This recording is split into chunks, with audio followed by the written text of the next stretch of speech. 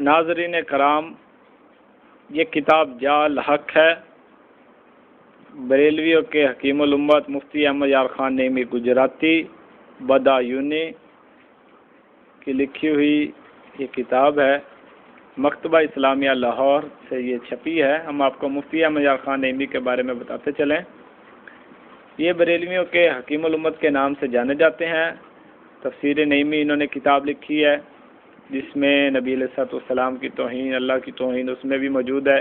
نور العرفان لکھی ہے کہ کنز الایمان کے ترجمے کے اوپر تفسیر ہے، اس میں بھی اللہ پاک کی توہین ہے، نبی علیہ الصلوۃ والسلام کی توہین ہے۔ لیکن ایک مشہور بدنام زمانہ کتاب یہ جال حق بھی ہے، جس میں کئی جگہوں پر امام الانبیاء نبی علیہ الصلوۃ والسلام کی توہین کی ہے، اللہ پاک کی توہین ہے، اور انبیاء کرام علیہ الصلوۃ والسلام کی توہین کی گئی ہے۔ اور یہ شرک سے بھری ہوئی کتاب ہے۔ اس شرک سے بھرپور کتاب میں مفتی احمد یار خان نعیمی امام الانبیاء نبی علیہ الصلوۃ والسلام کی توہین کرتا ہے، جو ہم آپ کو پڑھ کے سناتے ہیں۔ صفحہ نمبر 160 پر حصہ اول میں مفتی احمد یار خان نعیمی دوسرے باب میں مسئلہ بشریت پر اعتراضات کے بیان میں ایک آیت قل انما انا بشر مثلکم کی پر اعتراض کا جواب دیتے ہوئے یہ لکھتے ہیں اس آیت میں کفار سے خطاب ہے، چونکہ ہر چیز غیر جنس سے نفرت کرتی ہے، لہذا فرمایا گیا کہ اے کفار تم مجھ سے نہ گھبراؤ، میں تمہاری جنس میں سے ہوں۔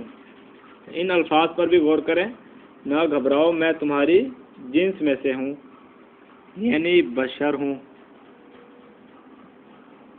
شکاری جانوروں کی سی آواز نکال کر شکار کرتا ہے، اس سے کفار کو اپنی طرف مائل کرنا مقصود ہے۔ دیوبندی بھی کفار میں سے ہی ہے، تو ان سے بھی یہ خطاب ہو سکتا ہے۔ ہم مسلمانوں سے فرمایا گیا ایکم مثلی۔ یہ دیکھیں اس عبارت میں کیا گستاخی کی گئی ہے۔ دیکھیں ایک طرف یہ فرمایا کہ نبی علیہ الصلوۃ والسلام فرماتے ہیں کہ میں تمہاری جنس میں سے ہوں، یعنی ظاہری شکل و صورت میں تمہارے جیسا ہوں، معاذ اللہ، یعنی نبی علیہ الصلوۃ والسلام کے بارے میں بریلی حکیم الامت کہتا ہے کہ نبی علیہ الصلوۃ والسلام ظاہری شکل و صورت میں کافروں جیسے تھے، استغفر اللہ معاذ اللہ۔ دوسری گستاخی دیکھیے، امام الانبیاء نبی علیہ الصلوۃ والسلام کو شکاری سے تشبیہ دی ہے کہ شکاری جانوروں کسی آواز نکال کر شکار کرتا ہے، اس سے کفار کو اپنی طرف مائل کرنا۔ شکاری جو ہے یہ ایک دھوکے باز شخص ہوتا ہے۔ نبی علیہ الصلوۃ والسلام کو تشبیہ ایک انتہائی گھٹیا